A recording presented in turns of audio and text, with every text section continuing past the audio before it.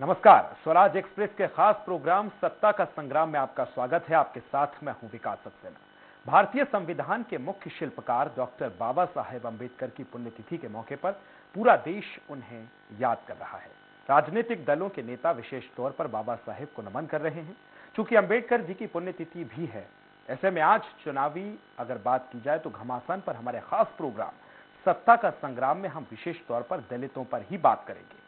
चर्चा इस बात को लेकर होगी कि यूपी की राजनीति में दलितों की क्या भूमिका है। बीजेपी, सपा, कांग्रेस और बसपा ने दलितों के उत्थान के लिए अब तक क्या कुछ खास किया है। दलित वर्ग का किसके शासन में कितना भला हुआ है, हम ये भी जानने की कोशिश करेंगे कि पिछले चुनाव में दलितों का झुकाव किस ओर रहा है और अब इनका झुकाव किस ओर है। तो फिर चलिए देर ना करते हुए शुरू करते हैं। दलितों से जुड़े चुनावी गणित को पूरी तरह से समझने के लिए कोशिश करेंगे और आज चर्चा इसी विषय को लेकर करेंगे, दलितों पर दाव के खास मुद्दे पर ही।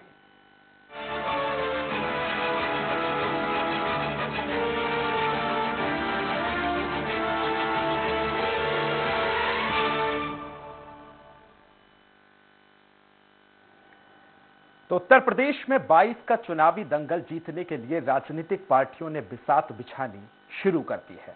जनता से लोक लुभावने वाले वादे कर राजनीतिक पार्टियां उनसे संपर्क साध रही हैं। यूपी में हर बार की तरह भले ही सियासी दल विकास का दम भर रहे हैं, लेकिन पहले भी इस बार की तरह जातिगत राजनीति का बोलबाला इस बार भी है। राजनीतिक पार्टियां विभिन्न जातियों के वोटर्स को साधने के लिए अपना जाल फैला रही हैं। वहीं दलित वोटर्स को साधने के लिए ये अपने पैंतरे भी चल रही हैं, और वो इसलिए क्योंकि ये दलित वोटर ही चुनाव में प्रदेश की सरकार का स्वरूप तय करने में अहम भूमिका निभाते हैं। ऐसे में सवाल उठता है कि आखिर 2022 के चुनाव में दलित वोटर्स की पहली पसंद कौन सी पार्टी होने वाली है। चलिए इससे लेकर चर्चा शुरू करें, उससे पहले देख लेते हैं हमारी खास रिपोर्ट।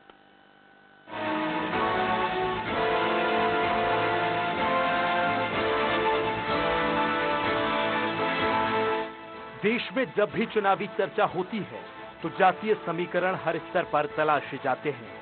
फिलहाल देश के सबसे बड़े प्रदेश यानी उत्तर प्रदेश के विधानसभा चुनाव को लेकर जातियों की खोजबीन फिर शुरू हो गई है। जी हां, पहले ब्राह्मण वोटों की पड़ताल हुई, लेकिन जब पंजाब में दलित मुख्यमंत्री बनाए गए तो यूपी के चुनावी विमर्श में दलित वोटर्स के समीकरण पर चर्चा गर्म हो गई। तो आप भी जानिए उत्तर प्रदेश में दलित वोटर्स के बारे में, जो कभी मुस्लिम तो कभी ओबीसी के साथ प्रदेश में सरकार का स्वरूप तय करते हैं। उत्तर प्रदेश में दलित वोट किस हद तक निर्णायक है, ये समझने के लिए ये जानना ही काफी है कि सूबे में करीब 20.7% दलित आबादी है। मतदाताओं के तौर पर इनकी हिस्सेदारी करीब 21% है। क्षेत्रीय आधार पर देखें तो बुंदेलखंड की कुल आबादी में 25% दलित हैं। अवध में दलितों की आबादी 26 और पूर्वी यूपी में 22% दलित हैं। वहीं वेस्ट यूपी में जाटव बिरादरी की धमक करीब 12 सीटों पर है। आंकड़ों के मुताबिक उत्तर प्रदेश के 42 जिले ऐसे हैं जहां दलितों की संख्या 20% से अधिक है। प्रदेश में दलितों की प्रमुख जातियां जाटव, वाल्मीकि, धोबी, कोरी और पासी हैं। दलितों में करीब 66 उपजातियां हैं। इनमें 55 ऐसी उपजातियां हैं जिनका संख्या बल ज्यादा नहीं है। मुसहर, बसौर, सेपरा और रंगरेज का वोट शेयर नगण्य है। उपजातियों में जाटव 56%, पासी 16%, धोबी, कोरी और वाल्मीकि 15% हैं। गोंड, धानुक और खटी 5% हैं। 21% कुल दलित आबादी में 11% जाटव और 10% गैर जाटव वोटर हैं। जाटव बहुजन समाज पार्टी के परंपरागत वोटर हैं, जबकि गैर जाटव वोट बीजेपी को मिल रहे हैं। 2014 के लोकसभा और 2017 के विधानसभा चुनाव में परंपरा टूटी, लेकिन 2019 में जाटव फिर बीएसपी के पास लौट गए। दलितों में जाटव के बाद दूसरे नंबर पर पासी जाति आती है, जो खासकर सेंट्रल यूपी में सियासी तौर पर काफी प्रभावी मानी जाती है। पासी अब बीजेपी के वोटर बन चुके हैं। आपको बता दें कि यूपी की 80 लोकसभा सीटों में से 17 अनुसूचित जाति के लिए आरक्षित हैं। 2017 के चुनाव में 86 विधानसभा सीटें रिजर्व थीं, जिनमें से 76 पर बीजेपी ने ही जीत दर्ज की थी। 2007 के विधानसभा चुनाव में बसपा ने 89 सुरक्षित सीटों में से 62 सीटें जीतकर पूर्ण बहुमत की सरकार बना ली थी, 2012 के विधानसभा चुनाव में सपा ने 58, बसपा ने 15 और भाजपा ने सिर्फ 3 सीटों पर जीत हासिल की थी। बीजेपी ने 2014 में सूबे की लोकसभा वाली सभी 17 रिजर्व सीटों पर जीत दर्ज की थी। 2019 में आम चुनाव में 17 में से 6 सीटें बीएसपी के खाते में चली गई थी। दलितों को लुभाने और साधने के लिए भाजपा और समाजवादी पार्टी जी तोड़ मेहनत करने में जुटी है, लेकिन बसपा दलितों को अपना कोर वोटर मानकर फिलहाल निश्चिंत है। हालांकि बसपा के अलावा आजाद समाज पार्टी के प्रमुख और भीम आर्मी के तीर चंद्रशेखर आजाद की दलितों पर पकड़ से इनकार नहीं किया जा सकता है।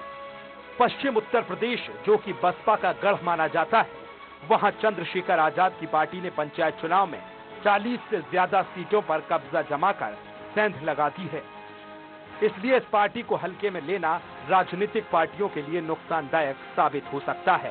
खैर, वाकई क्या होगा ये तो चुनावी पिक्चर पूरी होने के बाद ही स्पष्ट होगा।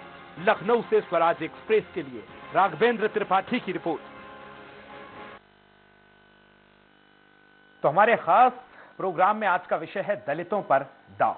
इस विषय पर चर्चा करने के लिए हमारे साथ लखनऊ से जुड़ रहे हैं बीजेपी नेता हृदय राम जी। सर, बहुत स्वागत है आपका। साथ ही हैं सपा नेता मनोज यादव भी हमारे साथ कुछ ही देर में मौजूद रहेंगे। कांग्रेस प्रवक्ता हमारे साथ सृष्टि कश्यप जी जुड़ी हुई हैं और वरिष्ठ पत्रकार आनंद चतुर्वेदी जी हैं। साथ ही हमारे साथ जुड़े हैं राजनीतिक विश्लेषक अवधेश भार्गव जी। आप सभी का बहुत स्वागत है। आइए चर्चा की शुरुआत करें। सबसे पहले मैं बीजेपी के पास आऊंगा।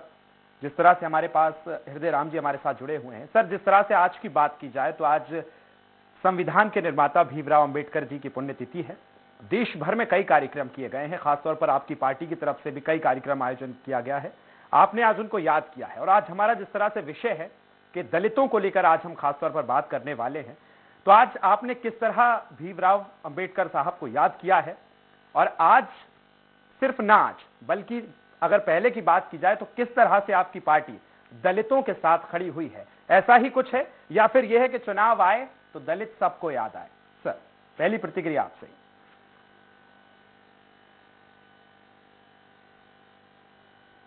हृदय राम जी, मेरी आवाज सुन पा रहे हैं आप? हाँ जी, मेरा सवाल यही था कि आज जिस तरह से संविधान के निर्माता भीमराव अंबेडकर साहब की जिस तरह से आज पुण्यतिथि मनाई गई है, देश भर में कई आयोजन हुए हैं सर, आज आपकी पार्टी ने कैसे बाबा साहब को याद किया है? क्योंकि आज की ना सिर्फ बात करें, आज के प्रोग्राम में हमारा विषय है दलितों पर आज हम बात करने वाले हैं, तो आपकी पार्टी ने उनके उत्थान के लिए क्या कुछ किया है? कैसे आज भीमराव अंबेडकर साहब को याद किया है? ऐसा ही कुछ है या फिर ऐसा है कि चुनाव आए तो दलित सबको याद आए? हृदय राम जी। जी विकास जी, सबसे पहले तो मेरा नाम राम हृदय राम है जी, और आज डॉक्टर बाबा साहब भीमराव अंबेडकर जी की 66वीं पुण्यतिथि है। आपके स्वराज एक्सप्रेस चैनल के माध्यम से पूरे देश और प्रदेशवासियों को और मैं श्रद्धांजलि अर्पित करता हूं बाबा साहब के प्रति। आज माननीय श्री योगी आदित्यनाथ जी ने आज डॉक्टर बाबा साहब भीमराव अंबेडकर जी की प्रतिमा पे हजरतगंज में, लखनऊ राजधानी में और श्रद्धांजलि अर्पित किया और अंबेडकर महासभा में आकर के उन्होंने बाबा साहब के प्रति श्रद्धांजलि सभा भी संबोधित किया। और आज जितना बाबा साहब का सम्मान भारतीय जनता पार्टी माननीय मोदी जी, योगी जी ने किया है, आज तक आजादी से लेकर अब तक किसी दल और पार्टी ने नहीं किया है। भारतीय जनता पार्टी ने बाबा साहब जहां शिक्षा लिए, जहां जन्म हुआ, जहां दीक्षा लिए, जहां अंतिम सांसें लिए, जहां लंदन में पढ़ाई किया, सबको माननीय मोदी जी ने पंचतीर्थ बना करके और सुंदर और भव्य शानदार स्मारक और पार्क बनाने का काम किया है। बाबा साहब के भारतीय संविधान को संसद में माननीय योगी जी ने विधानसभा में बनाने का काम किया और लोकतंत्र और संविधान की रक्षा के लिए भारतीय जनता पार्टी बाबा साहब को हमेशा नमन और याद करती रहेगी। आपने देखा कि एक पार्टी किस तरह से लोकतंत्र और संविधान विरोधी थी, जिसने देश के ऊपर आपातकाल थोपा था, इमरजेंसी लगाई थी। आज बाबा साहब को उनके मरणोपरांत भी भारत रत्न का सम्मान कांग्रेस पार्टी ने नहीं दिया। कांग्रेस ने बाबा साहब को चुनाव तक हरवा दिया। तो आज अगर इतना बड़ा सम्मान कोई दे रहा है तो भारतीय जनता पार्टी दे रही है, माननीय मोदी जी दे रहे हैं, योगी जी दे रहे हैं। जी चलिए मैं सृष्टि जी आपके पास आ रहा हूं। जिस तरह से राम हृदय राम जी ने बात की है कि दलितों की विरोधी रही है पिछली सरकार या कांग्रेस की बात जिस तरह से भी उन्होंने की है, मैं आपसे पूछना चाह रहा हूं आपकी पार्टी ने क्या कुछ किया है दलितों के लिए और आज किस तरह से आपने बाबा साहब को याद किया है? सृष्टि जी।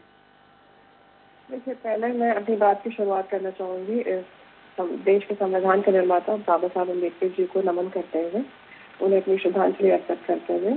और दूसरी बात, भाजपा के मुंह से दलित हितैषी बातें सुन के बहुत दुख होता है कि ये अपना कब तक ढोंग करेंगे, इस जनता को कब तक वो उल्लू बनाएंगे, कब तक ये अपना झूठा प्रचार करेंगे। क्योंकि आपको पता है जब से भाजपा सरकार आई है तब से क्राइम अगेंस्ट दलित इंडिया में 25% ऑन द राइज है। उसका 25% उत्तर प्रदेश में होता है क्राइम, जितना दलितों पर अत्याचार किया जाता है। At the highest record NCRB का जवाब डेटा देखिए जब से भाजपा सरकार आई है। तो ये किस मुंह से आज बोलते हैं दलित हितैषी होने की बात करते हैं जस्ट बिकॉज आज भीमराव जी की पुण्यतिथि है, जयंती है। तो हम आज हाथरस की बात क्यों नहीं करते, हम लखीमपुर की बेटी की बात क्यों नहीं करते, हम रोहित वेमुला की बात क्यों नहीं करते, हम अरुण वाल्मीकि की बात क्यों नहीं करते, आज भाजपा से हम क्यों नहीं सवाल पूछते इन मुद्दों के ऊपर। जब कुछ वक्त पहले स्वतंत्र देव सिंह भाजपा के उन्होंने एक वक्तव्य दिया कि दलितों के घर चुनाव आते आते 100 दलितों के घर जाके चाय पीनी चाहिए। क्या स्वतंत्र देव सिंह को ये पता नहीं है कि आज देश में 60% दलित बीपीएल के नीचे है, बिलो पॉवर्टी लाइन। और ये वही मनमोहन सरकार थी, यूपीए की सरकार थी, जो उन्होंने दलितों को इस देश के जितने भी ओबीसी बैकवर्ड कास्ट रहे हैं उनको बीपीएल से बाहर निकाला था। 25 करोड़ लोग बाहर आए थे मनमोहन सिंह सरकार में। और आज 60% Dalit are below the poverty line. Crime rate उनका हाईएस्ट है इनके शासनकाल में, इनके गुंडागर्दी वाले काल में। तो ये किस मुंह से कह रहे हैं कि ये दलितों के हितैषी है, बाबा साहब का इन्होंने बहुत सम्मान किया है, जब संविधान को ये हर वक्त ताक पे रखते हैं। जब अरुण वाल्मीकि की निर्ममता से हत्या की गई तब क्या संविधान ताक पे नहीं रखा गया? जब उनके परिवार को न्याय नहीं मिला, जब हाथरस की बेटी के साथ आपके उत्तर प्रदेश के पुलिस वालों ने इस तरीके का दुर्व्यवहार किया, उसकी चिता को अग्नि लगा दी, उसके घर वालों को एक कमरे में बंद करके, क्या तब उन्हें भीमराव अम्बेडकर याद नहीं आए? क्या तब उन्हें इस देश का संविधान याद नहीं आया? क्या उस वक्त से ये कैसे आज बोल सकते हैं कि ये उन्होंने सम्मान दिया है दलितों को? जबकि आपके सामने स्टैट्स है, आपके सामने डेटा है जो कि उसके बिल्कुल एक विपरीत कहानी बता रहे, और डेटा झूठ नहीं बोलते, जो भाजपा की आदत है बोलना। जी बिल्कुल सृष्टि। हमारा आपके सामने एक बिल्कुल देखिए सिंपल सा लॉजिक है। अगर हम बात करते हैं यूपीए सरकार की, आप मनमोहन सिंह सरकार की स्कीम्स देखिए, हमारा बीपीएल के थ्रू हमने जितने अपने स्कीम्स निकाले, कितनी हमने बिलो पॉवर्टी लाइन के ऊपर निकाले। आज देश में ये वापस से 24 करोड़ लोगों को बिलो पॉवर्टी लाइन के नीचे ले गए हैं वापस से। तो हमारा कार्यकाल आपके सामने है, डेटा फैक्ट्स फिगर्स से बात करिएगा तो इनकी सारी सच्चाई जनता के सामने आएगी। जी बिल्कुल, जिस तरह से सृष्टि जी तमाम चीजें आपने बताई हैं, क्या कुछ आपने किया है वो भी आपने बताया है, लेकिन हालांकि ये सब असर चुनाव परिणाम में पता नहीं क्यों नहीं दिखता है, ये एक प्रश्न चिन्ह खड़ा होता है। इस पर सूचना भी आपकी पार्टी को चाहिए। हमारे साथ मनोज यादव भी सपा नेता हमारे साथ जुड़े हुए हैं। मनोज जी, हमने बीजेपी से भी जानने की कोशिश की है और कांग्रेस की सृष्टि जी से भी जानने की कोशिश की है कि किस तरह से उन्होंने दलितों के उत्थान के लिए काम किया है। मैं सपा का दरअसल देखना चाहता हूं कि सपा ने कितना काम किया है। क्या सिर्फ दलितों का प्रयोग वोट बैंक के रूप में किया है या निश्चित तौर पर आपने खुलकर उनका सम्मान किया है, खुलकर उनके उत्थान के लिए काम किया है? मनोज जी मेरी आवाज सुन पा रहे हैं? चलिए, मुझे लगता है कि तकनीकी समस्या के कारण उनसे हमारा संपर्क नहीं हो रहा। अवधेश जी मैं आपके पास आना चाहता हूं, क्योंकि जिस तरह से आपने सुना है आज बाबा साहेब को किस तरह से याद किया जा रहा है, और एक सवाल यहां से जरूर उठता है। चुनाव आते हैं, तमाम पार्टियां दलितों को लेकर तमाम वादे करती हैं, दावे करती हैं, बहुत अलग चीज है, लेकिन क्या दलितों का प्रयोग सिर्फ वोट बैंक के रूप में हुआ है? क्या उनके उत्थान के लिए सही में काम हुआ है? किस पार्टी ने किया? कैसे देखते हैं आप अवधेश जी? देखिए, जहां तक बाबा साहब का सवाल है तो बाबा साहब तो बहुत बड़े विचारक थे, और उन्होंने क्योंकि गुलामी काल में जमींदारी प्रथा थी और दलित बहुत ज्यादा शोषित था, बहुत ज्यादा परेशान था, तो उनके उत्थान के लिए संविधान में उन्होंने एक प्रावधान किया था कि इनका आरक्षण 10 वर्षों तक रहे और 10 वर्षों के बाद आरक्षण धीरे धीरे स्वतः समाप्त कर दिया जाए। तो बाबा साहब की नीयत तो बड़ी नेक थी, बाबा साहब ने बहुत अच्छा प्रावधान किया था, लेकिन राजनीतिक दलों ने अपने हितों को साधने के लिए वो आरक्षण हमेशा बढ़ाते गए और उनको आरक्षित वर्ग को कभी आगे नहीं बढ़ने दिया। देखिए, कांग्रेस ने लगभग 60 साल राज किया, कांग्रेस राज में 60 यानी आज 70 वर्ष आज़ादी को हो चुके हैं और 70 वर्ष के पश्चात भी हम ये कह रहे हैं कि दलित हमारा पिछड़ा है, दलित हमारा शोषित है। इसका कारण क्या है? यानी राजनीतिक दलों में इच्छा शक्ति नहीं है। इच्छा शक्ति अगर होती तो दलितों का उत्थान हो गया होता। उत्तर प्रदेश जैसे प्रांत में जहां 20% से ज्यादा दलित आबादी है, यानी वो कुर्सी की चाबी उनके पास है। मायावती तो लगभग 2-3 बार मुख्यमंत्री सिर्फ इन्हीं की दम पर बनी, लेकिन उसके बाद भी उनका उत्थान न होना, सपा पिछड़े वर्ग को लेकर के, अल्पसंख्यक वर्ग को लेकर के और दलित को लेकर के सरकार बनाती रही है और बनाने की बात करती है। भाजपा भी आज वही राग अलाप रही है, कांग्रेस भी वही माला जप रही है, फिर भी दलितों का उत्थान कितना हुआ है ये सबके सामने है जी। उनको आपने आरक्षण से नौकरियां दी हों, लेकिन एक बार आरक्षण मिलने के बाद जो क्रीमी लेयर था दलितों में, उनको बार बार आरक्षण मिलता रहा है, तो उनका हक वही खाते रहे। यानी जो सरकार में बैठे लोग हैं, तो कुछ सुधार की जरूरत है। बाबा साहब को अगर सच्चे दिल से श्रद्धांजलि देना है तो आप सबसे पहले इनका उत्थान इन्हें ही करने दीजिए जी। ऐसी चैम्बरों में बैठ करके जो योजनाएं हमारे प्रशासनिक अधिकारी बनाते हैं जी, मैदान में उन्हें उतारना बहुत मुश्किल काम होता है। राजनीतिक दलों के बारे में तो ये प्रचलित है ही कि अगर समस्या का समाधान हो जाएगा तो उन्हें कौन पूछेगा, इसलिए वो समस्या को हमेशा जिंदा रखना चाहते हैं जी। तो समस्या को जिंदा रखने के बजाय समस्या के समाधान की दिशा में काम होना चाहिए। वास्तव में दलितों के लिए जो योजनाएं हैं वो चलाई जाना चाहिए, उनके बच्चों को उच्च शिक्षा दिलाई जाना चाहिए, उनके बच्चों को अच्छी नौकरियों में जगह दी जाना चाहिए। आप आरक्षित सीटों में वो जीत करके आते हैं, कितने दलितों को आपने मुख्यमंत्री या प्रधानमंत्री बनाया है बताइए जी। आप प्रतिशत देख लें 70 साल की आजादी में। तो जब तक इच्छा शक्ति नहीं होगी, जब तक आपका संकल्प नहीं होगा, तो बाबा साहब का सपना पूरा नहीं होगा। सभी बिल्कुल। अवधेश जी, मैं आपके पास लौटूंगा। हमारे साथ सपा नेता मनोज जी भी जुड़ गए हैं। और अवधेश जी, बहुत महत्वपूर्ण बात आपने की है कि कागजों पर तो तमाम योजनाएं होती हैं, लेकिन ग्राउंड पे नहीं उतर पाती, और इसका एक महत्वपूर्ण कारण है कि दृढ़ इच्छा शक्ति की कमी रही है। मनोज जी, आपकी पार्टी ने अगर हम बात करें तो सपा ने अब तक दलितों के लिए क्या किया है, या कुछ ऐसा ही कि चुनाव आए तो दलित याद आए, या आपने सही में कुछ काम किया है? बताइए मनोज जी। देखिए, समाजवादी पार्टी की कोई भी योजना उठा के देखिए, वो किसी संकीर्ण बीमारी और उस तरह की मानसिकता से दूषित हमारी योजना नहीं। उसमें सबको लाभ, सबका समायोजन और इस तरह की सारी चीजें समाजवादी पार्टी ने दलितों, पिछड़ों, अल्पसंख्यकों के लिए की। लेकिन मैं आज योगी आदित्यनाथ के बारे में जैसा बता रहे थे कि वो गए और उन्होंने अम्बेडकर महासभा में जाके बातें रखी, उनकी प्रतिमा पे गए, मेरे ख्याल से बेहतर होता अगर योगी आदित्यनाथ हाथरस की बेटी की जिस तरीके से पेट्रोल डाल के उनको बताया गया और उस डीएम पे, एसपी पे कोई कार्रवाई नहीं की, सच्ची श्रद्धांजलि तो उस वक्त दी जाती जब हमारे आगरा का वाल्मीकि समाज के बेटे को पीट के मार दिया जाता। और इस तरह के उत्तर प्रदेश में एक नहीं, सैकड़ों नहीं, हजारों केस हो गए और मुख्यमंत्री की जिह्वा से एक शब्द नहीं। बी पॉजिटिव सर, हम किसी की नाकामियों को गिनाएं जरूरी है, उससे पहले हम अपनी कामयाबी बता दें। मैं पूछ रहा हूं सपा ने क्या किया है। हम देखेंगे कि कांग्रेस और भाजपा ने क्या कुछ नहीं किया है, लेकिन सपा ने क्या कुछ किया है वो पहले बता दें।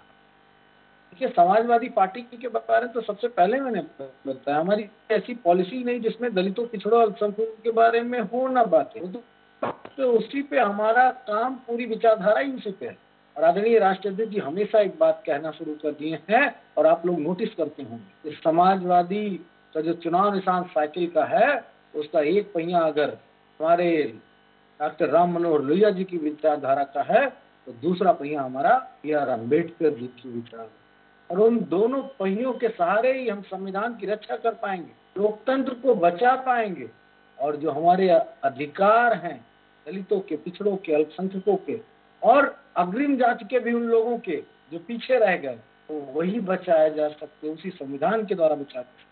मुझे तो शर्म आती है इस बात को सोच के कि वो लोग जो संविधान को जलाते हैं, बाबा साहब अम्बेडकर को कैसे फूल माला चढ़ा लेते हैं। इस मन से चढ़ाते हो, निगेटिव नहीं होना चाहता जी। लेकिन जो 6 दिसंबर की महत्ता को, उनके महापरिनिर्वाण दिवस को, उनके अस्तित्व को भुला देने के लिए एक ढांचा गिराते हैं और उसी दिन तय करते हैं। मनोज जी, आप जिस तरह से कह रहे हैं कि हम आपके जो प्रमुख हैं अखिलेश जी, उन्होंने बहुत कुछ किया है दलितों के लिए, लेकिन सर ये तमाम जो आपके वादे हैं दलितों के लिए, ये परिणाम में क्यों नहीं नजर आते हैं? पिछले चुनाव में हम देखें तो आपकी पार्टी खासकर दलितों की अगर वोट की बात की जाए तो क्यों पिछड़ती नजर आती है? क्यों सपा खुश नहीं कर पाती है दलितों को? क्यों उनके लिए काम नहीं कर पा रही है? अगर कर रही है तो फिर क्यों परिणाम में नजर नहीं आ रहा है? क्या कमी रह रही है सर? आपकी पत्रकारिता नहीं है अभी, इसी वजह से आप ऐसा सवाल पूछ रहे हैं। सर परिणाम से सब वाकिफ है सर। एक सेकंड, परिणाम से सब वाकिफ। बात तो सुनो पहले पूरी। सुन रहा हूं मैं। आपको तो तिलमिलाहट आ गई, मेरी पूरी बात सुन लीजिए। मैं कह रहा हूँ आपकी पत्रकारिता नहीं है जी। क्या चुनाव एक छत्र राज होने का विषय है क्या? अगर एक छत्र राज होने का विषय होता तो राजतंत्र बेहतर होता। समाजवादी पार्टी सत्ता में आती है, जाती है, और इस बात की चिंता क्यों? चलिए सर, मेरी पत्रकारिता नहीं होगी, हमारे साथ वरिष्ठ पत्रकार भी मौजूद हैं और राजनीतिक विश्लेषक अवधेश जी भी मौजूद हैं, उनसे भी जान लेंगे। मैं ये बस ये पूछना चाह रहा हूँ कि परिणामों में क्यों नजर नहीं आ रहा है? अरे तो आप 14 साल से 28 साल से जो पार्टियां और जो 70 साल से सत्ता में नहीं रही, उनके लिए क्या कहेंगे? क्या उनकी विचारधारा खराब थी या क्या था? इस तरह का सवाल जवाब नहीं हो सकता है। बिल्कुल, मैं सर आपसे आने के पहले सृष्टि जी के पास गया था और उनसे भी मैंने यही पूछा था कि उन्होंने क्या किया है। मैं आपका पॉइंट ऑफ व्यू जानना था। चलिए मैं आनंद जी से पूछ लेता हूँ। मोदी जी वाल्मीकियों के पैर धोते हैं, फिर क्यों उन्हीं के शासन काल में ये कहना पड़ता है, तो प्रधानमंत्री को कहना पड़ता है कि मेरे दलितों को मत मारो, चाहे मुझको गोली मार दो? क्यों कहना पड़ता है प्रधानमंत्री को? सवाल ये आपको पूछना चाहिए। मैं पूछूंगा, सारे सवाल हम पूछेंगे। हमारे साथ जी आनंद चतुर्वेदी जी हमारे साथ वरिष्ठ पत्रकार मौजूद हैं। आनंद जी, मैं आपसे जानना चाहूंगा, जिस तरह से पिछले चुनावों में अगर हम देखें, एक लंबा अरसा बीत चुका है सर, हर चुनाव आते हैं और सब लोग कहते हैं कि दलित के लिए हमने बहुत काम किया है, हमने जो उनको न्याय दिलवाया है वो किसी ने नहीं दिलवाया। कितना न्याय मिला है सर दलितों को, कैसे देखते हैं? और मनोज जी की बातों से खास तौर पर आप कितना इत्तेफाक रखते हैं? आनंद जी। सबसे पहले तो परिनिर्माण दिवस के अवसर पर बाबा साहब की 66वीं जयंती पर हम सब लोगों को नमन है, हम लोग उनको नमन कर रहे हैं। देखिए, ये दलित समाज के जो उत्थान की बात हो रही है, ये एक बहुत लंबी और सतत प्रक्रिया है जी। इसमें जो है काफी समय लगेगा, ये अचानक से ये कुछ नहीं हो सकता है। किया गया है इस देश में जो है कि पार्टियों ने ही, यहाँ की राजनीति, यहाँ के नेताओं ने ही, आपको बता दें कि इस देश ने अब तक 2 राष्ट्रपति दलित दिए हैं। एक तो KR नारायणन साहब थे, वो दलित समाज से आते थे। दूसरे अभी रामनाथ कोविंद जी, आप भी जो है दलित समाज से ही है ना। इसके बाद प्रधानमंत्री के लिए बात आपने, राजनीतिक विश्लेषक अवधेश साहब ने बोला था कि प्रधानमंत्री अभी तक कोई नहीं हुआ है। इसके लिए 1977 में कोशिश हुई थी जी, जगजीवन राम जी के लिए, लेकिन उस समय जो है परिस्थितियां ऐसी बनी कि मुरारजी देसाई साहब को जो है जगजीवन राम साहब ने ही सजेस्ट करके उनको बनवा दिया राजनीतिक विश्लेषक। लोगों ने किया है। अब जैसे क्या है कि पार्टियों ने ठेका ले लिया कि हमारा जो है हम दलित का जिम्मा उठाएंगे, किसी ने कहा हम बैकवर्ड का उठाएंगे, किसी ने कहा हम उनका लेंगे, सवर्णों में भी जातियों में बांट दिया। ये बटा हुआ समाज है ना, आपस में बटा हुआ समाज है। बटने की बजाय एक ऐसी पॉलिसी बननी चाहिए। और आपको एक बात और बता दें, ये जो दलित शब्द है ना, किसी जाति विशेष का शब्द नहीं है। ये दलित वर्ड जो है दलिद्र वर्ड शब्द से आया है, और वो किसी भी जाति का हो सकता है ना। वो ब्राह्मण भी हो सकता है, वो क्षत्रिय भी हो सकता है, वो किसी भी जाति का आदमी दलित हो सकता है। अगर वो गरीब है, उसके पास साधन नहीं है, उसका जो समाज जो जहाँ पे वो रह रहा है वहाँ पढ़ाई वढ़ाई की शिक्षा नहीं, तो बेसिकली हमको काम करना है इंसानियत के तौर पे। हमें ऐसा काम करना चाहिए कि जो भी किसी भी समाज का जो दलित है, और जो दलित समाज के लोग हैं, उनके लिए तो विशेष ध्यान देने की जरूरत है ही, और दिया भी जा रहा है। इसमें मैं, आप देखिए, मैं किसी पार्टी से नहीं हूँ, मैं न्यूट्रल हूँ। मैं कुछ योजनाएं इनकी भी बताऊंगा, कुछ योजनाएं उनकी भी बताऊंगा जो कि दलितों के लिए आई। अब जैसे कांग्रेस की एक योजना थी मनरेगा, सृष्टि जी नहीं बोल पाए, उससे भी दलितों को जरूर लाभ हुआ होगा, उससे काम मिला होगा, रोजगार की गारंटी मिली हुई है। ऐसे ही प्रधानमंत्री मोदी जी की आजकल योजना एक चल रही है जो शौचालय वाली योजना है, उससे भी दलितों को लाभ हो रहा है। प्लस इनकी जो योजना है जिससे आवास दिया जा रहा है, उससे भी दलितों का उत्थान हो रहा है। पढ़ाई लिखाई में दलितों के लिए ऐसा नहीं कहा जाता कि काम नहीं हुआ, हाँ, लेकिन और काम करने की जरूरत है। वो चाहे कोई भी पार्टी सत्ता में आए, चाहे सपा आए, चाहे बसपा आए चाहे भाजपा आए, सब लोगों को मिल काम करने की जरूरत है। चलिए आनंद जी, मैं राम हृदय राम जी के पास पहुंच रहा हूँ। राम जी, जिस तरह से तमाम लोगों ने ये बात कही है कि काम करने की जरूरत है, आनंद जी का ये कहना है कि समय लगेगा।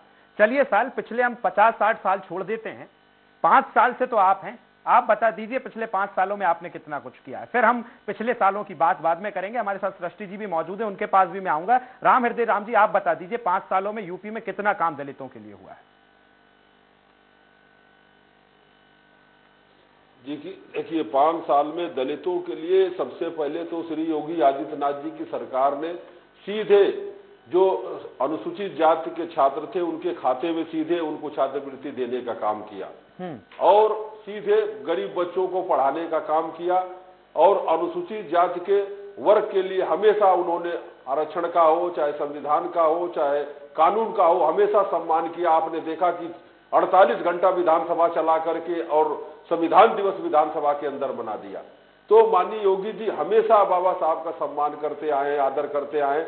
विधानसभा में विधान परिषद के हाल में डॉक्टर बाबा साहब भीमराव अम्बेडकर जी, माता रमाबाई अम्बेडकर की और सरदार वीर उधम सिंह की और 1807 के क्रांति के नायक चौरी चौरा के उदैया चमार की तस्वीर लगाने का काम, चित्र लगाने का काम किया तो माननीय श्री योगी आदित्यनाथ जी ने किया। और समाजवादी पार्टी के लोग जो प्रमोशन में आरक्षण का बिल फड़वाए, लोकसभा के अंदर सपा को सामूहिक दलित समाज से माफी मांगनी चाहिए। इनकी पार्टी को डॉक्टर बाबा साहब भीमराव अम्बेडकर जी को इनका एक आजम खान नेता मंत्री हुआ करता था, बदतमीज। वो कहता था कि बाबा साहब की उंगली इशारा करती है, सरकारी जमीन पे कब्जा करो। आज वो जेल चला गया, माननीय योगी आदित्यनाथ जी ने जेल में डाला, उसकी जगह जेल होनी चाहिए थी।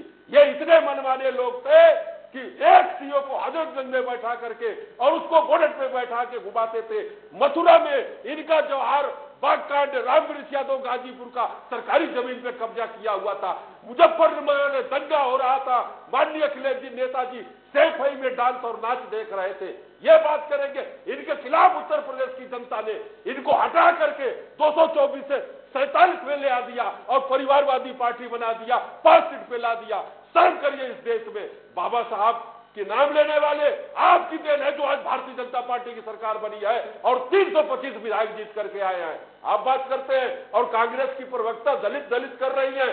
आपने बाबा साहब को चुनाव 1952 में हरवा दिया, भारत रत्न का सम्मान नहीं दिया।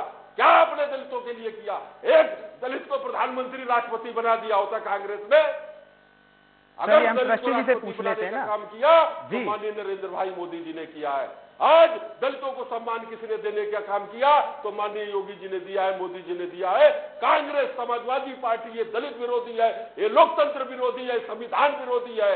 ये खुद ही लोकतंत्र और संविधान को नहीं मानती है। माननीय नेताजी को हटा करके बेटा ही राष्ट्रीय अध्यक्ष हो जाएगा। सृष्टि जी, जिस तरह से राम हृदय जी कह रहे हैं कि राम जी मैं आपके पास लौटूंगा, जिस तरह से सृष्टि जी अब राम हृदय जी का कहना है कि दलितों के लिए बीजेपी ने जो किया है। राम जी मैं आपके पास लौट रहा हूं सर, सबके हम सबका रिएक्शन ले लें सर। बिल्कुल लौट रहा हूं मैं सर आपके पास। सृष्टि जी, जिस तरह से आपने राम हृदय जी की बातों को सुना है, उनका ये कहना है कि जो उत्थान, जो न्याय, जो हमने विकास का काम, जो तमाम चीजें दलितों के लिए की हैं वो बीजेपी ने की हैं, प्रधानमंत्री नरेंद्र मोदी ने की हैं, योगी जी ने की हैं। सृष्टि जी, कांग्रेस क्यों पिछड़ गई है? ऐसा राम हृदय जी का कहना है। क्यों आपने काम नहीं किया? अगर किया है तो बता दीजिए जरा। सुन रही थी काफी ध्यान से मैं, बहुत एग्रेशन था इनके बोलने में कि बड़े एग्रेशन मोड में आके इन्होंने अपनी बातों को रखा कि हमने ये किया, हमने वो किया दलितों के लिए। लखीमपुर की बेटी के लिए क्या किया ये हम सब ने देखा। हाथरस की बेटी के लिए क्या किया ये हम सब ने देखा। रोहित वेमुला के लिए क्या किया ये भी हम सब ने देखा। अरुण वाल्मीकि के लिए क्या किया ये भी पूरे देश ने देखा। Uttar Pradesh account for 25% of crime against Dalit in our country, ये भी हमारे पूरे देश ने देखा। इस देश के 60% दलित बिलो पॉवर्टी लाइन, ये भी पूरे देश ने देखा। इस देश का पहला मुख्यमंत्री अगर कोई दलित है वो कांग्रेस पार्टी का है पंजाब में, ये भी पूरे देश ने देखा। तो आप जहाँ बेटियों की चिता को उनके साथ बलात्कार होने के बाद, उनकी हत्या के बाद चिताओं में आप टायर और कपड़े लगा के जला देते हैं, इतनी निर्ममता से उनकी अंत्येष्टि करते हैं, वो भी पूरे देश ने देखा। उसके परिवार को बंधक बनाते हैं, ये भी पूरे देश ने देखा। इनमें से कितने परिवारों को इंसाफ दिलाया है भाजपा ने। और ये तो कुछ ऐसे केस है जो बहुत हाईलाइट हुए। मैं आपको बताना चाहूंगी कि आपका उत्तर प्रदेश की घटना है, सांसद है सुब्रत पाठक जी ने तहसीलदार अरविंद कुमार के घर में घुसकर मारपीट की थी, उसमें कोई कार्रवाई नहीं हुई। रामपुर के एक सफाई कर्मी के साथ 5 लोगों ने मारपीट की, मुंह में सैनिटाइजर डाल के केमिकल घोल के उसे पिलाया, वो बेहोश होकर अस्पताल में भर्ती होकर उनकी मृत्यु हो गई, वहां पे कोई कार्रवाई नहीं हुई। लखीमपुर में पुलिसकर्मी अपने गुड़गांव से वापस लौटते हैं घर को, उसके साथ इतनी बेरहमी से मारपीट की जाती है क्योंकि वो एक दलित थे कि उन्होंने खुदकुशी कर ली। तो ये कुछ एग्जाम्पल है जो पूरा देश देख रहा है कि आप दलितों के लिए क्या कर रहे हैं। अगर आप दलितों के लिए इतना अच्छा काम कर रहे हैं तो क्यों ये डेटा और ये स्टैट्स आपकी बातों के विपरीत आपकी सच्चाई को उजागर कर रहे हैं।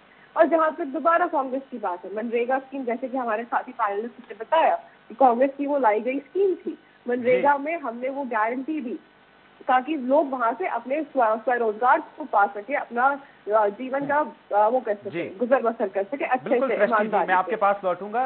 हृदय राम जी, जिस तरह से अब सृष्टि जी ने आरोप लगाए हैं, तमाम उन्होंने चाहे वो हाथरस की बात की हो, तमाम चीजें गिनवाई हैं और आरोप आप पे लगाया है, इसका जवाब मैं आपसे लूंगा। सर उससे पहले मैं सपा नेता मनोज जी का रुख करता हूं। मनोज जी, हृदय राम जी ने जिस तरह से तमाम परिवारवाद की बात की है, आपके नेताजी की बात की है कि पार्टी परिवारवाद में व्यस्त रही और दलितों के लिए कुछ नहीं किया, कैसे देखते हैं सर? इनके परिवार ने वो परिवार का दर्द दुख सुख क्या जाना, इसलिए इस पर तो बात ही नहीं करना। हम बात ये करते हैं जब दलितों का आंदोलन भारत में चला और बीजेपी शासित राज्यों में दलितों के सीनों में गोलियां दागी गई, तो उस बात को हृदय राम जी भूल गए क्या? अगर भूल गए हो तो आपको जरूर वो बातें विपक्ष याद दिलाएगा। मध्य प्रदेश में किस तरीके से सामंतवादियों ने दलितों के सीने को छलनी कर दिया, कितने दलितों की हत्याएं हो गई। गुजरात में अगर कोई दलित हमारा घोड़ी पे चढ़ता है तो उसको आपकी सरकार चढ़ने नहीं देती है, घोड़ी पे चढ़ के उसकी शादी नहीं हो सकती। अगर कोई दलित मोच रख देता है तो आपको मोच रखने नहीं दिया जाता, उसको मोच ऐड के नहीं रखने दिया जाता। और आप बता रहे हो बड़ी बड़ी, अरे आप मंच का भाषण टीवी डिबेट में मत करिए, तथ्यों के साथ बात करिए। यहाँ जनता को उत्साहित और आनंदित प्रफुल्लित नहीं करना है, आपको तथ्यों के साथ अपनी सरकार के कामों को बताना पड़ेगा।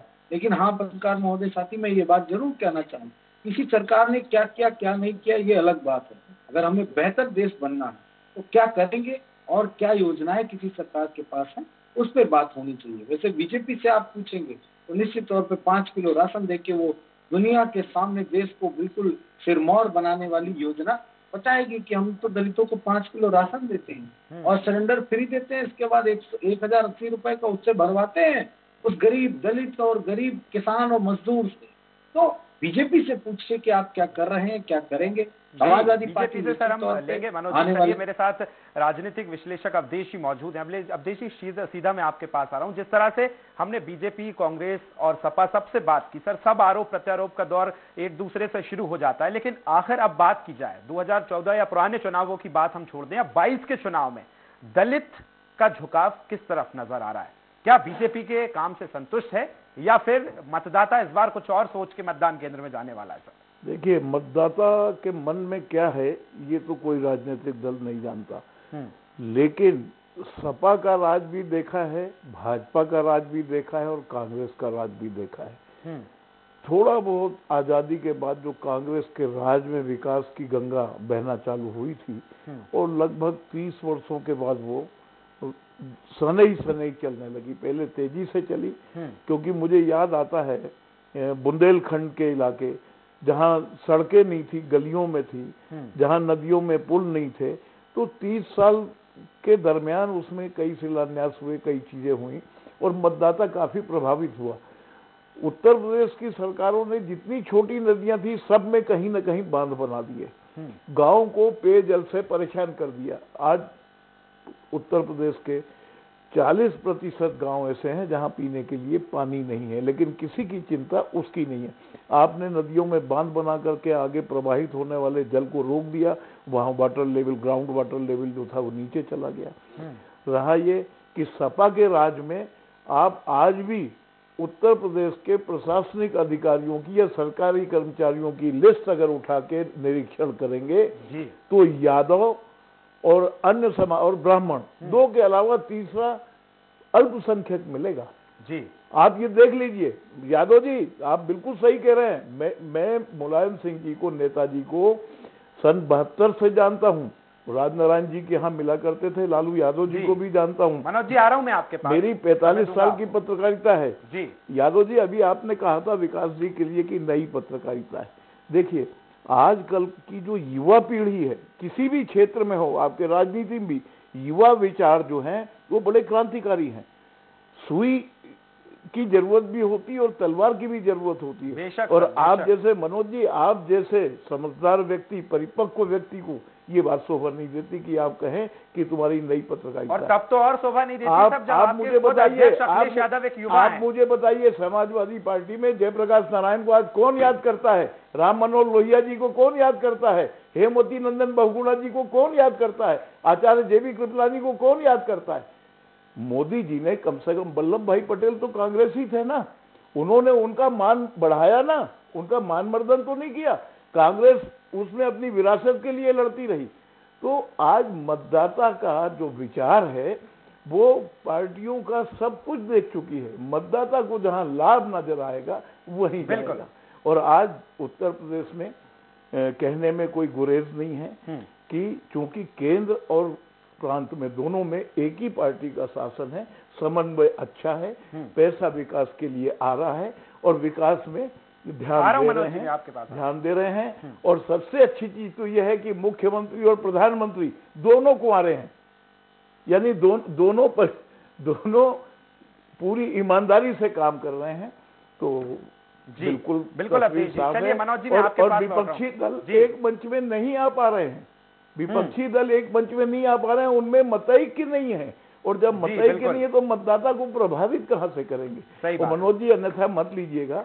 चलिए मैं मनोज जी आपके पास लौट रहा हूं। जिस तरह से आप बीच में कुछ कहना चाह रहे थे तो वो भी अपनी बात रखिए, और अवधेश जी ने जिस तरह से तमाम चीजें कही हैं उसका जवाब भी मैं आपसे चाहूंगा। मनोज जी देखिए, मैंने आपके परिप्रेक्ष्य में जो बात कही उसके भी लॉजिक है, और जो मैं आप अवधेश जी के लिए कहना चाह रहा हूँ उसके भी लॉजिक जी। आपका अनुभव मुझसे बड़ा है, आपका साथ मुझसे बहुत बड़े बड़े वरिष्ठ नेताओं के साथ रहा होगा, लेकिन आपने बात एक तरफा की। और जब कोई भी राजनीतिक विश्लेषक या पत्रकार जब एक तरफा बात करता है तो राजनीतिक दल के प्रवक्ता की जिम्मेदारी और बड़ी हो जाती है कि वो सारी बातों का पूरी आईने के साथ दिखाने की कोशिश करें, जिससे कि कम से कम क्लियर पिक्चर साफ हो।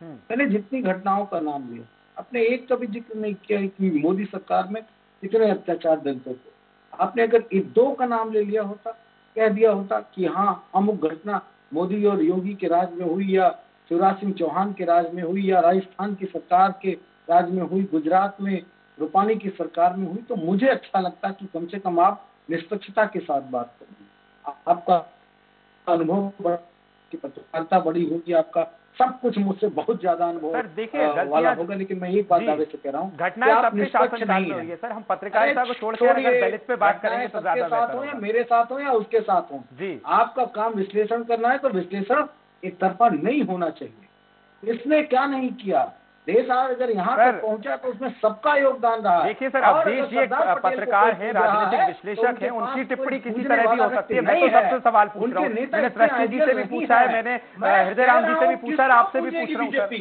बताए ना, मैं कह रहा हूँ बीजेपी किसकी पूजा करेगी, किसका मान बढ़ाएगी? नाम बताओ ना, वीर सावरकर का मान बढ़ाएगी क्या? पूछिए सर, आप सब पूछिए, मैं ये सारे जवाब हृदय राम जी से लूंगा सर। बीजेपी तो उधार की राजनीति करती है, जिसे कहते नहीं उधार का सिंदूर लेके शादी करना, ठीक वैसे ही बीजेपी की राजनीति। उधार की राजनीति का आरोप हृदय राम जी आपके ऊपर लग रहा है, जिस तरह से मनोज जी लगा रहे हैं। मनोज जी मैं लौट रहा हूँ आपके पास, आपके ही जिस तरह से आप कह रहे हैं कि प्रश्न नहीं किया है, मैं सीधा प्रश्न कर रहा हूँ कि साहब उधार की राजनीति का आरोप आपके ऊपर हृदय राम जी लग रहा है, कैसे देखेंगे आप? मनोज जी मैं लौट रहा हूँ आपके पास। बताएगी कि हम अंग्रेजों के चाटुकार थे जी, मैं ये सर हम उनसे जान लेते हैं ना। आ रहा हूँ आपके, लौट रहा हूँ आपके पास। हृदय राम जी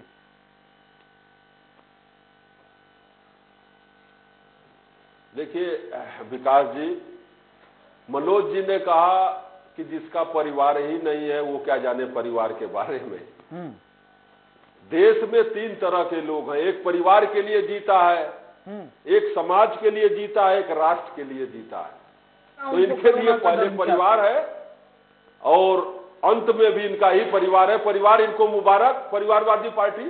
दूसरी चीज कर रहे उधार का सिंदूर लिया है, अरे दम है तो 403 सीट पे अकेले लड़िए ना समाजवादी पार्टी उत्तर प्रदेश में। हमारे दम है तो तुम 400 प्रकाश राजभर के साथ तो कहीं संजय दुनिया सिंह की के साथ सबसे तो बड़ी कहीं पार्टी महान बनते दल हो के है साथ तो कहीं किसी दल के साथ अपना क्यों ये गठबंधन बना रहे हैं?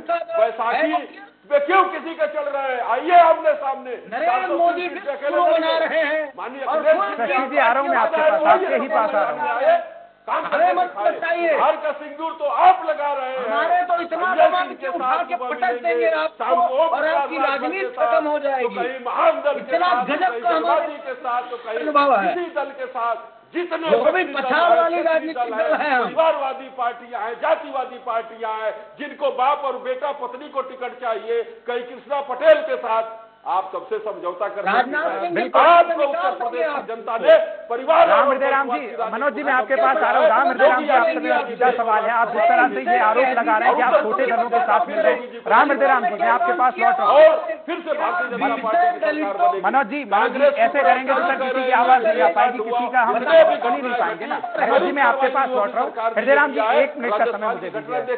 राम जी मैं आपसे ये कहना चाह रहा हूँ सर सुनिए ना सर, नंबर 1 पे है आज। सर भाषण ना करते हुए मैं अपनी बात आपको रख दूं, आपसे सवाल कर लूं, उसके बाद आप जवाब दीजिएगा। राम जी जिस तरह से आप कह रहे हैं कि जो सपा के नेता हैं या जिस तरह से आप कांग्रेस से कह रहे हैं कि छोटे छोटे दलों के साथ गठबंधन कर रहे हैं, तो सर अगर आप इतने कॉन्फिडेंट हैं तो फिर बीजेपी कह दे कि हम चुनाव से पहले किसी से गठबंधन नहीं करेंगे, साथ हम लेंगे ही नहीं, दलों का साथ हम नहीं करेंगे, इतने कॉन्फिडेंट हैं तो सर समर्थन की बात से फिर नकार दीजिए, नहीं लेना है बीजेपी को, इतनी कॉन्फिडेंट है तो क्या वो हैं इतने कॉन्फिडेंट है राम जी आप? भारतीय जनता पार्टी सबका साथ, भारतीय जनता पार्टी सबका साथ, सबका विकास, सबका विश्वास के साथ तो सर ये तो सर सबका ही है ना, सबका साथ सबका विकास तो सपा भी चाहती है, कांग्रेस भी चाहती है। 350 बूथ को हमने व्हाट्सएप से जोड़ा है। भारतीय जनता पार्टी का राष्ट्रीय अध्यक्ष गांव गली में बूथ अध्यक्ष से बात करता है, मुख्यमंत्री प्रधानमंत्री गांव और शहर में और जिलों में डेली रैलियां कर रहे हैं। हम लोग पार्टी को नंबर 1 पे रखते हैं और समझने के रात दिन कार्यकर्ता बनकर के काम हमारे यहाँ किया जाता है। हमारे यहाँ संगठन सर्वोपरि है। बाबा साहब ने कहा था कि संगठन में शक्ति होती है, संघ बाबा साहब के सिद्धांतों पे चल रहा है और रात दिन हमारा एक एक कार्यकर्ता काम कर रहा है। इनकी तरह नहीं कि जितना बड़ा अपराधी उतने बड़ा समाजवादी। हमारे यहाँ कोई गुंडाराज और भ्रष्टाचार नहीं है। जो अतीक अहमद और माफिया मुख्तार अंसारी जैसे लोग और आजम खान जैसे लोग जो चलिए सर बिल्कुल हृदय राम जी मैं आपके पास लौटूंगा, जिस तरह से आप तमाम आरोप लगा रहे हैं गुंडा, मनोज जी आपके पास भी मैं आऊंगा, लेकिन हृदय राम जी थोड़ा सा सुन लीजिए सर, जिस तरह से तमाम चीजें आपने कही हैं, लेकिन सर जब कोई दूसरी पार्टी से आता है तो आप जिस तरह से बीजेपी उनको लेती है और उसके बाद बीजेपी के नेताओं को दरकिनार कर देती है, वो भी सबने देखा है। सृष्टि जी मैं आपके पास लौट रहा हूं, जिस तरह से, और आपसे ये उम्मीद करूंगा कम से कम कि आप आनंद जी, अवधेश जी और मुझे छोड़कर पत्रकारिता से हटकर यदि दलितों पे कुछ अपना रिएक्शन देंगी तो ज्यादा बेहतर होगा। क्या कहना चाह रही थी सृष्टि जी? पहली बात ये बड़ी अच्छी इन्होंने आज पहली बार मुझे भाजपा के किसी प्रवक्ता से सच सुनने को मिला कि इनके सभी कार्यकर्ता, सभी नेता, अध्यक्ष बूथ लेवल के हो चाहे राष्ट्रीय लेवल को, ये पार्टी को सबसे ऊपर जरूर मानते हैं। ये सच सुनने को आज उन्होंने आपके चैनल के थ्रू बता दिया हमारे पूरे देश को, जो ये आपके दर्शक आज देख रहे हैं। जी बिल्कुल सही बात है, पार्टी सबसे ऊपर है, तभी तो देश आज गट में जा रहा है, तभी देश की आज जीडीपी गट में, देश की इकोनॉमी गट में है, देश की पॉवर्टी लाइन हमेशा ऊपर उठते जा रही है, देश हंगर इंडेक्स में ऊपर उठते जा रहा है। ये सच बोला, इसका धन्यवाद, साधुवाद इस बात के लिए आपका, हमारे भाजपा के जो प्रवक्ता है। और दूसरी बात, जैसे कि हमारे साथी पैनलिस्ट ने बोला कि वो दोनों कुंवारे हैं, मोदी जी का मैरिज सर्टिफिकेट याद नहीं है, छुपाया था बट फिर भी पब्लिक नॉलेज में है। और क्या इस देश की जो आधी आबादी है, जो शादीशुदा है, जो घर परिवार चलाती है, उनकी जिम्मेदारियों को आगे बढ़ाती है, जिनके बच्चे आगे बढ़ के सेना में हमारे सैनिक वहाँ खड़े होते हैं, जिनके बच्चे आज किसान बनते हैं आगे बढ़ के, तो क्या वो परिवार चलाने वाले इंसान वो होते भ्रष्टाचारी होते हैं? क्या उनके अंदर ईमानदारी नहीं होती? कि इन दोनों का ये सबसे बड़ा फैक्टर है ईमानदार होने का कि ये कुंवारे हैं। क्योंकि मुझे लगता है कि मेरा परिवार है, मेरे घर में जितने लोग हैं, आपके भी घर में आपके माता पिता जो है वो बहुत ईमानदार और सच्चे लोग थे। तो मैं अपने और अपने बाकी इस देश के जितने भी परिवार वाले लोग हैं, मैं उनके ऊपर ये आरोप बर्दाश्त नहीं कर सकती कि आप बोले कि ये दो इसलिए ईमानदार हैं क्योंकि ये कुंवारे हैं, इनका तो परिवार ही नहीं। तो ये परिवारवाद, जितने परिवार हैं, जिनकी बहन बेटियों के साथ सबसे ज्यादा यहाँ अत्याचार होता है उत्तर प्रदेश में, हर 16 मिनट पे जिनकी बेटियों के साथ रेप होता है, क्या ये उनके साथ अपमान नहीं है?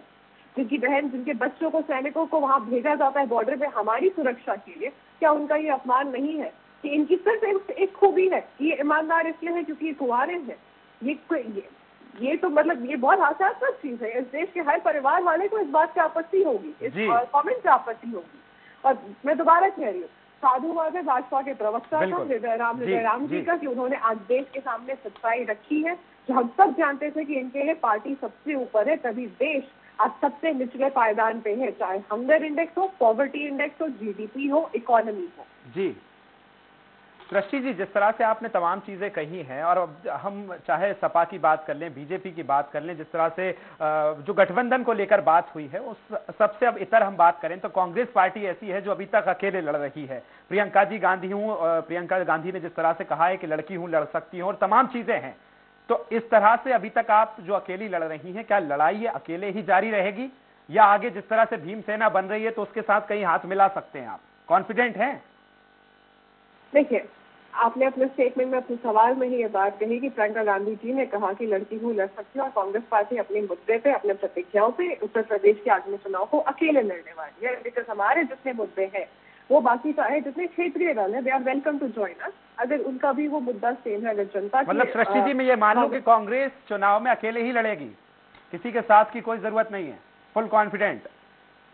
देखिए, फुल कॉन्फिडेंस की बात नहीं है। हमें इतना पता है कि हमने जो मुद्दे रखे हैं जनता के बीच में, हमने जो प्रतिज्ञाएं रखी है वो जनता से जुड़ी हुई प्रतिज्ञा, और बाकी जो पार्टियां हैं जो इन्हीं प्रतिज्ञाओं के साथ उनका तालमेल बैठता है, जो भी यही सोच रखती है, विचार रखती है। तो ये तालमेल क्या आखिरी तक जारी रहेगा, या फिर चुनाव नजदीक आते ही समीकरण बदल सकते हैं कांग्रेस के भी, कि सबका स्वागत है? हमें इंतजार करना पड़ेगा विकास जी, उसके लिए इंतजार। चलिए मैम, बिल्कुल देखेंगे। आनंद जी, मैं आपके पास आ रहा हूँ। आपने सपा की बात सुनी है, बीजेपी की बात सुनी है, और सृष्टि जी की भी बात सुनी है। अब क्या लगता है, क्योंकि 2022 के अगर परिदृश्य से हम देखें तो चुनाव में दलित की क्या भूमिका है और किस तरफ झुकाव नजर आ रहा है, किससे संतुष्ट है दलित?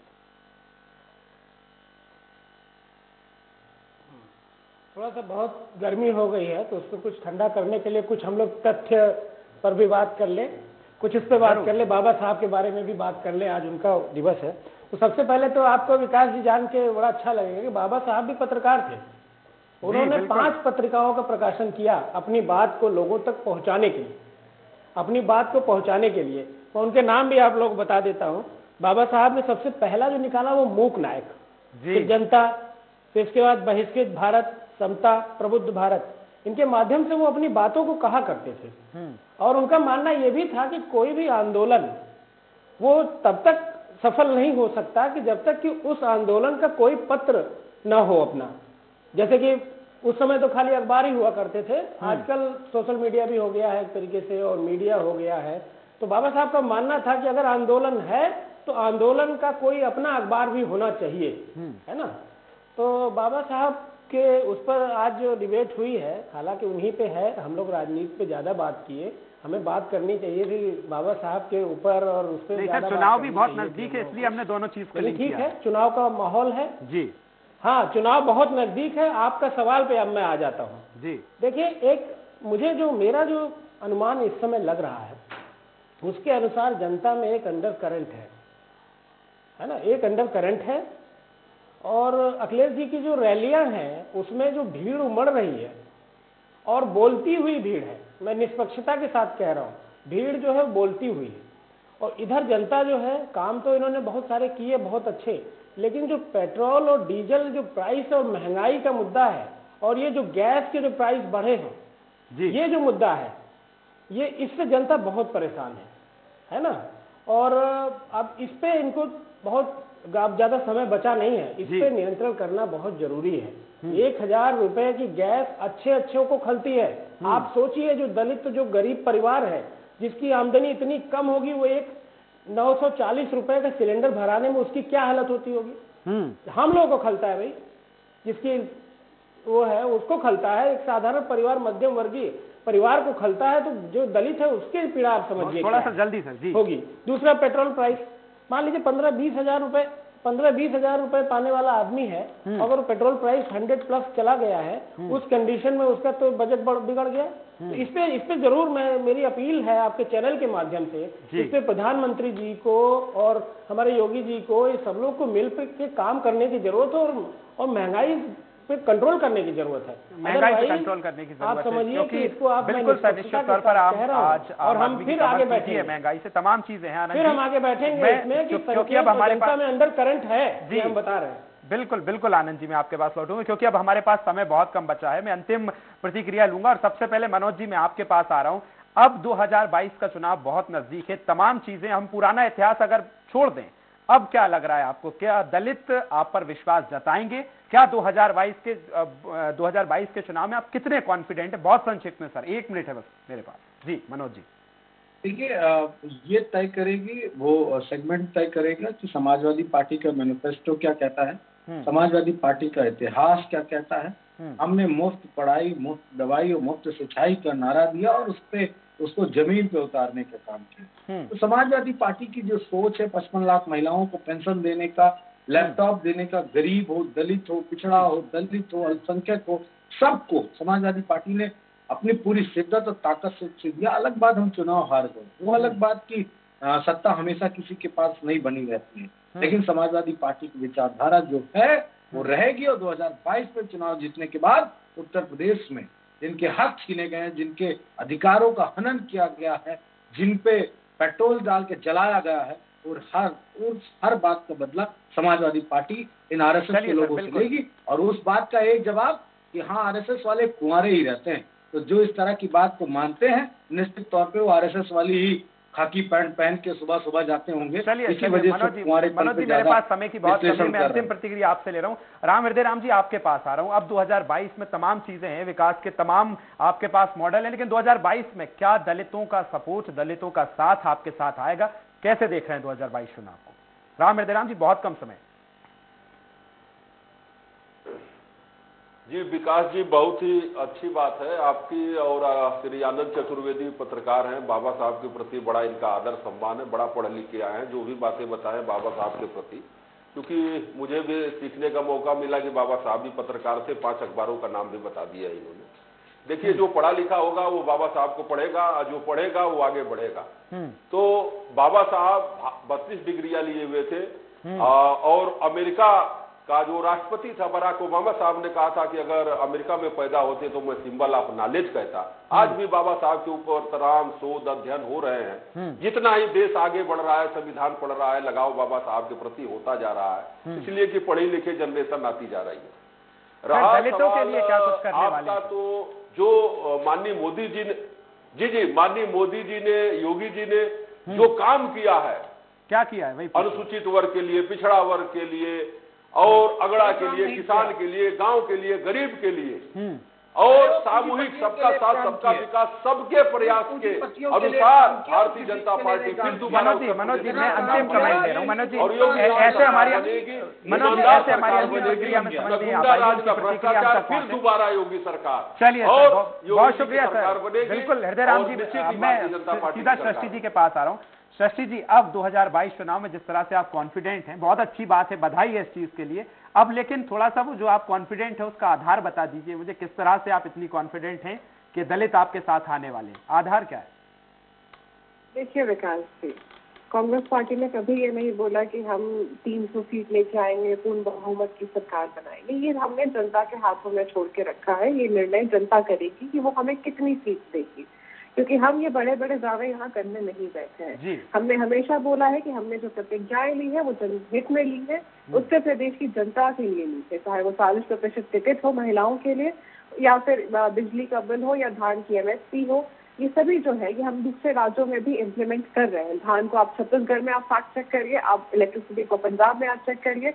और हमारा आप जब हिस्ट्री देखेंगे, राइट टू एजुकेशन, जैसे उन्होंने बोला बाबा साहब पढ़ते हैं, जब पढ़ेगा तभी बढ़ेगा इंडिया, तो राइट टू एजुकेशन भी कोई लेके आए, मनमोहन जी की सरकार लेके आई। राइट टू एजुकेशन हो, राइट टू इन्फॉर्मेशन हो, इस देश को प्रगति के रास्ते पे, ट्रांसपेरेंसी के रास्ते पे किसी ने बढ़ाया है आज तक, वो कांग्रेस पार्टी रही है। तभी ये देश विकास कर पाई, क्योंकि आप और हम जैसे लोग पढ़ लिख के आज यहाँ बैठे हैं।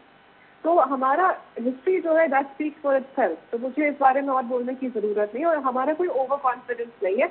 ये हमें कितनी सीट्स मिलेंगी ये जनता के हाथ में, लेकिन हम लड़ेंगे जनता के मुद्दों पे लड़ेंगे। चलिए मैम, न जाति के नाम पे लड़ेंगे न धर्म के नाम पे। समय की कमी है मेरे पास जी। बिल्कुल, जिस तरह से आपने बात कही कि पढ़ेगा इंडिया तभी बढ़ेगा इंडिया, लेकिन विश्वास करेगा तभी इंडिया बढ़ेगा। मनोज जी ने जिस तरह से कहा, चलिए मैं अंतिम रिमार्क ले रहा हूँ अवधेश जी आपसे, क्योंकि समय मेरे पास बहुत कम है, 50 सेकंड है सर। अवधेश जी देखिए, सबसे बड़ी बात है कि सभी राजनीतिक दलों को आपसी मतभेद भुला करके एक साझा कार्यक्रम तय करना चाहिए, वोटों का बंटवारा रोकना चाहिए, उनको मतिभ्रम न करके मतदाताओं को उनको ठोस योजनाएं उनके सामने रखें, उनको अकर्मण्य न बना करके उनको भविष्य के लिए कुछ ऐसा ट्रेंड करें कि जिससे वो आत्मनिर्भर बन सके, और तभी इस भारत देश का कल्याण होगा और तभी राजनीतिक दलों की महत्ता कायम रहेगी। बिल्कुल। चलिए सर, बहुत शुक्रिया अवधेश जी आपका भी, आनंद जी, सृष्टि जी और हृदय राम जी आपका, और मनोज जी आपका, तमाम लोगों का बहुत शुक्रिया हमारे साथ इस चर्चा में शरीक होने के लिए। तो जिस तरह से आज हमने दलितों को लेकर आज खास बातचीत की थी कि किस तरह से अभी तक काम हुआ है, लेकिन अब जरूरी है कि 2022 में जब सत्ता का संग्राम हो तो हम इस लक्ष्य के साथ आगे बढ़े कि अभी तक जो काम ना हुआ है सिर्फ हम उनको नाकामियों को ना गिनाएं बल्कि कामयाबियों की तरफ आगे बढ़ें, तभी देश का कुछ अच्छा हो सकता है। हालांकि अब जो भी परिणाम होंगे वो तो आने वाले चुनाव में देखने को मिलेंगे। तो आज हमारे साथ खास प्रोग्राम सत्ता के संग्राम में मुझे दीजिए इजाजत, नमस्कार।